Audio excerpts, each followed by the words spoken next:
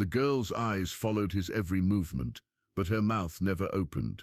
Not when Doc Henderson examined the bruises on her arms. Not when Mrs. Patterson from the church brought her clean clothes and spoke in those soft, motherly tones that usually coaxed words from frightened children. Not even when Sheriff Collins asked her name for the third time, his voice growing sharper with each repetition. "She can't speak," Doc Henderson finally declared, wiping his hands on a towel stained with too much prairie hardship. Trauma, most likely, seen it before after Indian raids. Thomas Garrett stood in the doorway of his kitchen, watching the stranger who'd been found wandering his north pasture at dawn. She couldn't be more than 16, with dark hair matted against her skull and clothes torn in ways that told stories he didn't want to imagine. Her eyes were the color of winter sky, pale blue, almost gray, and ancient in a face too young to hold such weight.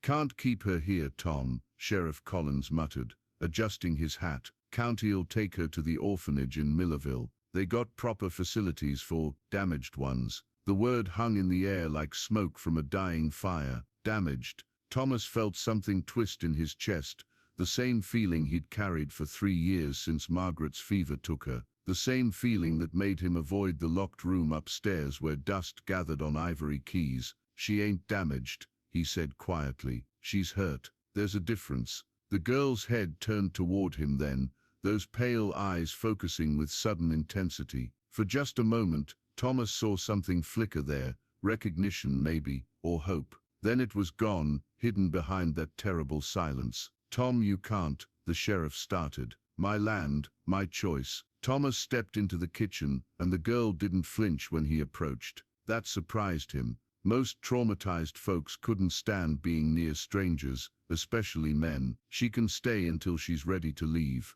The silence stretched between them all, broken only by the tick of Margaret's old clock on the mantel. The girl's eyes never left his face, searching for something he couldn't name. Outside, his cattle lowed in the distance, and somewhere in the house a loose shutter knocked against weathered wood. Doc Henderson shook his head. "Tom, if she can't speak, how's she gonna tell you what she needs? What happened to her?" Thomas looked at the girl again, noting how she held herself, careful, controlled, like someone listening for danger that might never come. "Sometimes," he said, "words ain't the only way to tell a story." The first week passed in careful circles around each other. Thomas left food on the kitchen table before dawn, and found the plates clean when he returned from checking fence lines. The girl had claimed the small room off the kitchen, Margaret's sewing room, and he'd hear her moving around in there at night, soft footsteps that reminded him of his wife's restless wandering during her final illness. "Folks are talking, Mrs. Patterson announced on Sunday, cornering him after church. "Decent man like you, keeping a strange girl without proper supervision. It don't look right." Thomas adjusted his hat, feeling the weight of every stare from the congregation. "What's proper about sending a hurt child to rot in some county facility? She could be dangerous, Tom, could be simple-minded, or worse. You don't know nothing about her." But that wasn't entirely true. He'd learned things in their wordless coexistence. The girl knew how to tend animals. He'd found her in the barn one morning, calming his spooked mare with gentle hands. She could mend. His torn work shirt had appeared on his bedroom door, stitched with neat, careful threads. And she was educated. He'd caught her reading Margaret's books, her lips moving silently as her finger traced the words. "She ain't dangerous," he told Mrs. Patterson. "She's just quiet." But doubt crept in during the long evenings. The girl would sit on the porch steps while he worked in the barn, and sometimes he'd feel her watching him with those pale eyes that seemed to hold secrets he couldn't fathom. What if the townspeople were right? What if his loneliness had clouded his judgment? The question answered itself on a Thursday evening, when he came home to find his front door standing open. His heart hammered as he called out, but silence answered him. Then he heard it, a crash from the kitchen, followed by what sounded like crying. He found the girl crouched beside Margaret's china cabinet, trying to gather pieces of a broken serving bowl. Blood dripped from her palm where a shard had cut deep, and her shoulders shook with silent sobs that tore at something inside his chest. "Hey now," he said, kneeling beside her. "It's all right. It's just a bowl." She looked up at him, tears streaming down her face, and her mouth opened as if she might speak, but no sound came, just that heartbreaking attempt at words that wouldn't form. She pointed frantically at the broken pieces, then at herself, her face crumpled with guilt and shame. "Accidents happen," Thomas said gently, taking her bleeding hand in his. "Margaret broke that same bowl twice. First time was our wedding day, and the second was when she threw it at my head during an argument about money." The girl's eyes widened slightly, and he thought he saw the ghost of a smile. "She missed both times," he added, and began carefully picking china from her palm. Outside, thunder rumbled in the distance, and the first drops of rain began pattering against the windows. The men came with the storm, 3 riders pushing hard through rain that turned the world gray and violent. Thomas saw them from the barn where he'd been checking on the girl. She'd taken to helping with evening chores, moving through tasks with quiet efficiency that reminded him of Margaret's practical grace. "Tom Garrett," the voice cut through wind and rain like a blade. "We know you got her." The girl went rigid beside him, her face draining of color. Her hands began to shake, and she backed deeper into the barn's shadows, eyes fixed on the open doors where lightning illuminated the approaching figures. Thomas stepped protectively in front of her. "Stay behind me," he murmured, and she nodded once, sharp and frightened. The riders dismounted in his yard, water streaming from their hat brims. The leader was a big man with graying whiskers and eyes like chips of flint. A badge gleamed dully on his vest, U.S. Marshal, which meant trouble that reached beyond county lines. "Marshal Wade Pierce," the man announced, not bothering with pleasantries. "We're here for the girl." "What girl?" Thomas kept his voice level, but his hand drifted toward the rifle hanging on the barn wall. "Don't play stupid, Garrett. The one who killed 3 men in Dodge City and ran off with $2,000 in bank money." Behind him, Thomas heard the girl's sharp intake of breath. He didn't turn around, didn't let his face change, but something cold settled in his stomach. "Bank robbery, murder." The words echoed in his head like hammer blows. "Ain't no killer here," he said. "Just me and my cattle." Pierce smiled without warmth. "That's so, then you won't mind if we search your property." He gestured to his men, who began spreading out. "Girl goes by the name Sarah Beth Coleman, 16 years old, dark hair, can't speak a word on account of being born simple. Makes her real useful for certain types of work, if you catch my meaning." Thomas felt rather than saw the girl move behind him, and suddenly she was beside him, stepping into the light. Rain had soaked through her dress, and her hair hung in dark ribbons around her face, but she stood straight and defiant despite the terror in her eyes. "Well, well," Pierce said, his smile growing wider. "There's our little songbird." The girl's mouth opened then, and Thomas thought for a moment she might speak. Instead, she lifted her chin and stared at Pierce with naked hatred that made the marshal's smile falter.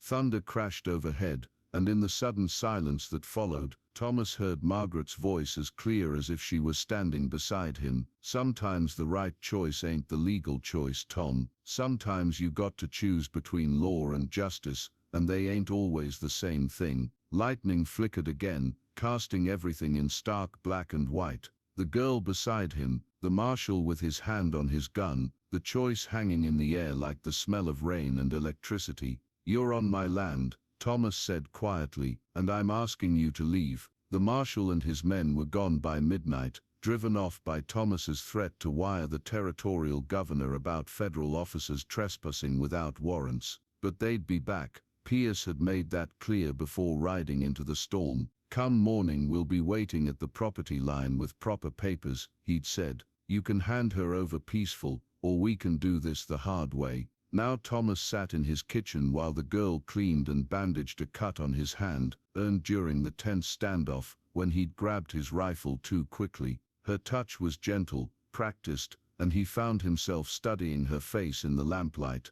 "Did you kill those men?" he asked quietly. She looked up at him, her pale eyes steady, and nodded once. No shame, no apology, just acknowledgement. "Why?" For a long moment she didn't respond. Then she rose and walked to Margaret's old secretary desk, pulling out paper and ink. Her handwriting was neat, careful, like everything else about her. "They killed my family, made me watch, kept me for sport." Thomas read the words twice, feeling something hot and dangerous build in his chest. The bank money, took what they owed me, and more. You can write but not speak. She nodded, then wrote, haven't spoken since the night they came. Words just stopped. Thomas folded the paper carefully, tucking it into his vest pocket. Outside, the storm was beginning to pass, leaving behind the clean smell of washed earth and the distant sound of water running in gullies. I got a choice to make, he said finally. I can turn you over come morning,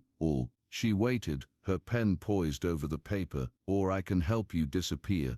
Got a cousin runs a trading post up in Montana Territory. He asks fewer questions than most. The girl stared at him for a long moment, then wrote, why would you help a killer? Thomas thought of Margaret, of the life they'd built here on land that demanded everything and gave back just enough to survive. Of the locked room upstairs and the piano that hadn't been played since fever took the only person who'd ever made music in this house. Because, he said, rising from the table, some folks deserve killing, and some folks deserve saving, and I reckon you're both. He walked to the stairs, pausing with his hand on the banister. There's something upstairs I want to show you, something that might help. The girl followed him up the narrow steps to the room he hadn't entered in 3 years. Thomas turned the key with hands that shook slightly, and the door swung open to reveal Margaret's sanctuary, her piano, her music sheets, her small treasures gathering dust in the pale moonlight. My wife played, he said simply. Maybe you could try. The girl's fingers found the keys like they were coming home. At first only tentative notes echoed through the room, single keys pressed with careful precision, as if testing whether the instrument might bite back.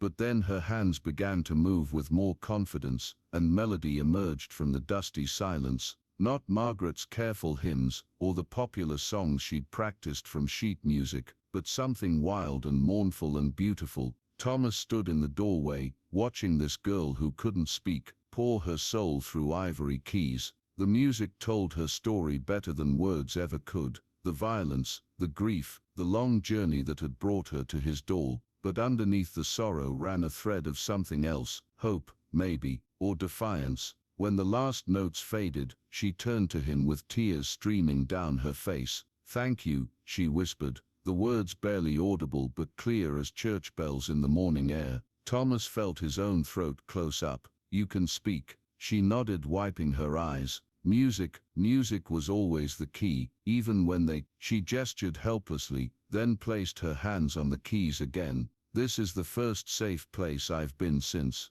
You don't have to explain. Thomas stepped into the room that no longer felt like a shrine to the dead, but like a bridge between past and future. We need to get you out of here before dawn. Pierce won't wait much longer. They worked quickly and quietly, gathering supplies and saddling his fastest horse. The girl Sarah Beth, he supposed, though she'd never confirmed the name, moved with purpose now, no longer the silent wraith who'd wandered into his life. As pink light began touching the eastern sky, she paused at the kitchen door. The piano, she said softly, your wife, she would have wanted someone to play it. She would have wanted someone to need it. Thomas corrected, there's a difference. Sarah Beth smiled then, the first real smile he'd seen from her. I'll find another piano someday, and when I play, I'll remember the man who chose to save a killer instead of serving the law. You ain't a killer, Thomas said firmly, you're a survivor.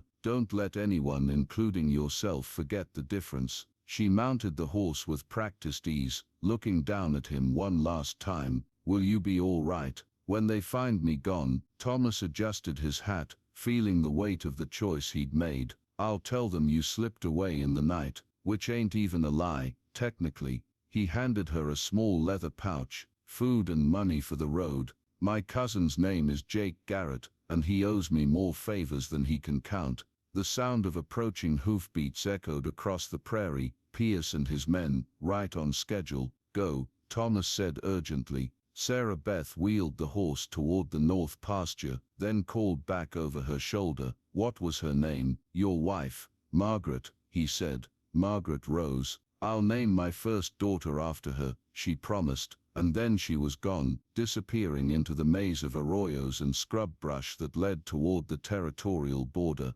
Thomas watched until even the dust had settled, then turned to face Marshal Pierce and his men as they thundered into the yard. "Where is she?" Pierce demanded, dismounting with violence in his eyes. Thomas shrugged, settling into his porch chair with studied calm. "Where's who?" The marshal's face reddened, but without evidence, there was little he could do. They searched the house, the barn, the outbuildings, finding nothing but the lingering echo of piano music that might have been imagination. Years later, when Thomas was an old man with grandchildren visiting from back east, he would still play Margaret's piano in the evenings, and sometimes when the wind was just right and the sun was setting over the grassland, he could swear he heard another piano playing somewhere in the distance, wild and mournful and free, carrying a melody that spoke of justice served and mercy given, of survivors who refused to let the world's cruelty steal their songs. The last anyone heard of Sarah Beth Coleman, she was running a music school for orphaned children in a town whose name changed depending on who was telling the story.